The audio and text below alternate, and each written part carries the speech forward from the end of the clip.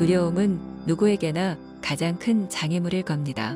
두려움은 우리의 발목을 붙잡는 최대의 복병이기도 합니다. 돌이켜보면 저는 유년기와 사춘기 때 줄곧 두려움과 싸우며 보냈던 것 같습니다. 덜 떨어진 아이였던 저는 어둠이 무서웠고 쥐가 무서웠죠. 사실 세상 온갖 것이 제게는 두려움의 대상이었습니다. 두려움을 일일이 응시한다는 것은 참으로 고통스러운 일이었습니다. 그래도 저는 한 발 한 발 두려움을 극복하고 다음 단계로 나갈 수 있는 용기를 얻는 법을 배웠습니다. 그러고 나서야 자유로울 수 있었습니다. 1957년 12월 10일 73세의 엘리너 루스벨트는 인권의 날을 기념해 내슈빌을 방문했다. 당시 스칼릿 대학교에서 사회학 석사 과정을 밟고 있었던 35세의 이희호는 한국인 유학생들과 함께 환영 행사를 준비했다. 이희호는 1948년 12월 10일 유엔 총회에서 통과된 세계 인권 선언문을 근거 업조로 여겼다. 엘리너는 모든 인간은 태어날 때부터 자유로우며 동등한 존엄과 권리를 가지고 있다는 세계 인권 선언 1조를 주장한 인물이었다. 그는 미국 역사상 유일하게 사선 대통령을 역임한 프랭클린 루스벨트의 아내이기 이전에 여성과 흑인 등 소수자 그룹의 인권을 위해 헌신한 여성 정치인이었다. 이희호는 엘리너와 악수하던 손에 따뜻한 감촉을 머문 날까지 생생하게 기억했다.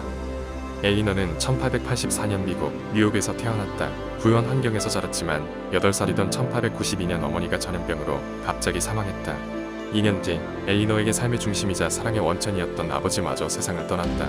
시어도어 루스벨트 대통령의 조카라는 사실조차도 엘리너에게는 버겁게만 느껴졌다. 자신이 마치 미운 오리 새끼 같았다. 10살에 이미 늙은이가 되었다. 일찍 철이 들 수밖에 없었다.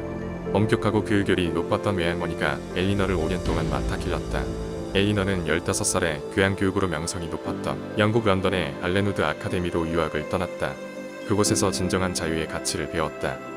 저는 태어나 처음으로 모든 두려움에서 벗어날 수 있었습니다. 3년 뒤 미국으로 돌아온 엘리너는 먼 친척벌인 프랭클린 루스벨트를 만나 사랑에 빠진다. 프랭클린은 엘리너의 총명함에 큰 매력을 느꼈다. 엘리너는 미남의 멋쟁이였고 박학다식한 프랭클린과 미래를 함께하기로 약속한다. 두 사람은 주위의 반대를 무릅쓰고 1905년 결혼식을 올렸다. 프랭클린 루스벨트는 야심가였다. 콜롬비아대 로스쿨을 졸업하고 1907년 변호사 자격증을 취득한 뒤 정계에 뛰어들었다. 1910년 뉴욕주 상원의원에 당선됐고 1913년부터 1920년까지 윌슨 정부의 해군 차관보로 제1차 세계대전에서 활약하며 인지도를 높였다. 승승장구하던 프랭클린에게 큰 위기가 닥쳤다. 1921년 소아마비로 두 다리가 불편해졌다. 엘리너는 프랭클린의 권력 의지와 정치적 역량을 누구보다 잘 알고 있었다. 프랭클린에게 전화위복의 기회로 삼자고 격려했다. 프랭클린의 치료에 집중하며 때를 기다렸다. 3년 후인 1924년 프랭클린은 정치활동을 재개한다. 프랭클린은 1929년 뉴욕 주지사로 정계에 화려하게 복귀했다. 이어 1933년 미국 대통령에 취임했고 사선 연임에 성공한다. 엘리너는 남편의 선거 운동에 적극적으로 참여도 했지만 이미 1920년대부터 여성운동가로 알려져 있었다. 그는 여성유권자연맹, 여성합동입법협의회, 민주당 국가위원회 여성분과에서도 활동했다. 엘리너는 자립심이 강했고 생활력도 남달랐다. 그는 교사 시절 정치자금을 마련하기 위해 가구를 만들어 팔았다. 정책 토론회를 개최하고 민주당 전당대회에도 여성활동가들과 참여했다. 엘리너는 그 과정에서 향후 정치 인생에서 대단히 중요한 자리를 차지한 메리언 디커먼과 낸시 쿡을 만나게 된다. 그들과 함께 여성민주뉴스라는 소식지를 창간했다. 그들은 엘리너에게 정치와 전략, 공공정책에 관해 직접 가르쳐 주었다. 1924년 엘리너는 여성들의 민주당 전국위원회 대표자를 여성들이 직접 지명하게 해달라는 투쟁을 성공적으로 이끌었다. 특히 1927년 여성시티클럽의 의장으로 여성노조연맹과 협력해서 여성을 위한 휴양 프로그램을 만들고 주거 및 임금 개선을 위한 캠페인을 진행했다. 경기가 불황일수록 미국에서 급진적인 노동운동이 큰 호응을 얻었지만 엘리너는 실질적으로 노동자들에게 도움이 될 수 있는 정책을 연구했다. 실업과 근로조건 및 생활조건의 열악함에 더 큰 관심을 가졌다.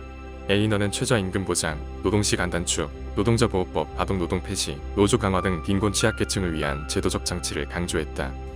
프랭클린 루스벨트는 대통령 선거에 출마하면서 엘리너가 주장한 내용을 포함한 뉴딜 정책을 핵심 공약으로 발표했고 유권자들은 시대 정신을 정확하게 파악한 프랭클린을 선택했다. 1933년 프랭클린은 미국 대통령에 취임한다. 엘리너는 백악관 입성을 마냥 기뻐하지 않았다. 대선 직후에도 교사로 근무했던 엘리너에게 한 학생이 영부인이 선생님이다니 멋지다라고 하자 그는 나를 그런 식으로 생각하지 말라고 답했다. 그는 소박한 삶을 유지하고자 했다. 인생에서 가장 중요한 문제는 시간을 어떻게 써야 할지, 그 시간에 무슨 일을 해야 할지 정하는 것이었다. 형식적이고 관습적인 일에 얽매이지 않았으며 전통적인 영부인 역할의 작대를 고했다. 엘리너가 여성 언론인들과 정기적으로 가진 공개 모임은 세간의 관심을 끌었다. 그 모임은 매우 성공적인 홍보 수단이 됐다. 엘리너는 백악관에서 여성을 위한 구호 프로젝트와 구호 행정에서의 여성의 역할 확대를 주장하는 동시에 여성들에게 공직의 명예로움을 강조했다. 여성이 과감하게 도전하지 않으면 남성들의 전 유물인 정치 영역에 진출하기 어려울 것이라는 조언도 아끼지 않았다. 뿐만 아니라 정치 생활은 불확실하니 정계에 입문하는 여성은 무엇인가 현실로 다시 복귀할 만한 일을 가져야 한다고 당부하기도 했다. 엘리너는 자신의 삶을 투명하게 공개하기로 한다. 백악관에서의 일상을 기록하는 칼럼을 썼다. 엘리너의 칼럼은 미국에서 400만 명가량의 독자 수를 확보했을 정도로 인기를 누렸다. 그의 정치적 영향력도 자연스럽게 커졌다. 세상은 조금씩 달라지고 있었다. 가시적 성과도 나타났다. 1929년 14.3%였던 여성 공무원 비율이 1939년 18.8%로 늘었다. 엘리너 한 사람의 노력만으로 늘어난 것은 결코 아닐 것이다. 하지만 엘리너의 노력 없이 불가능한 일이었음은 틀림없다. 엘리너가 공공적인 의사결정 영역에 더 많은 여성을 참여시키려 애쓴 것은 결국 그 효과를 나타냈다. 여성들이 신문의 헤드라인을 장식했고 여성들의 결정이 수백만 명의 삶에 영향을 미쳤으며 의회나 언론의 공격 앞에서도 여성들은 꿋꿋이 견뎌냈다.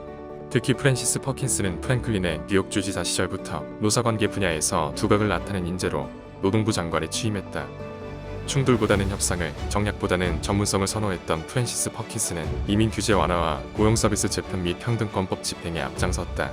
프랜시스가 기득권층에게 공격받을 때마다 엘리너는 프랜시스에게 정치적 소신을 절대 굽히지 말라고 당부했다. 진보적인 여성 노동부 장관의 성공적인 업무 수행은 루스벨트 정부에도 도움이 될 뿐더러 미국 역사에도 자랑스럽게 기록될 것이라며 힘을 실어주었다. 엘리너는 여성들에게 융화적인 방법으로 강건하게 싸워 나가라는 충고를 자주 건넸다. 현실과 이상 사이에서 균형을 잡으라는 뜻이었다. 이는 자신이 고수했던 정치적 전략이기도 했다. 엘리너의 도전 정신과 균형 감각은 멋진 조화를 이루었다. 그가 만약 12년 동안 백악관에서 영부인으로만 생활했다면 1945년 프랭클린이 뇌출혈로 갑작스럽게 세상을 떠난 직후 엘리너의 정치적 생명 또한 끝났을 것이다. 그러나 1946년 해리 트루먼 대통령은 엘리너를 유엔 총회 미국 대표단의 일원으로 임명했다. 엘리너는 1946년부터 1951년까지 유엔 인권위원회 의장으로서 정치적인 보폭을 넓혀갔다. 1948년에는 세계인권선언을 이끌어냈다. 1961년 케네디 대통령은 엘리너에게 여성 지위에 관한 대통령 직속 자문위원회 위원장을 맡아달라고 정중하게 요청했고 77세 엘리너는 법률 자문을 받기 위해 전문가들을 찾아다녔다. 자신에게 주어진 마지막 공무를 성실하게 수행한 엘리너는 이듬해인 1962년 세상을 떠났다.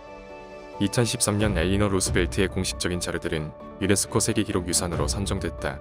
그의 삶은 인류가 소중하게 간직해야 하는 이야기가 됐다.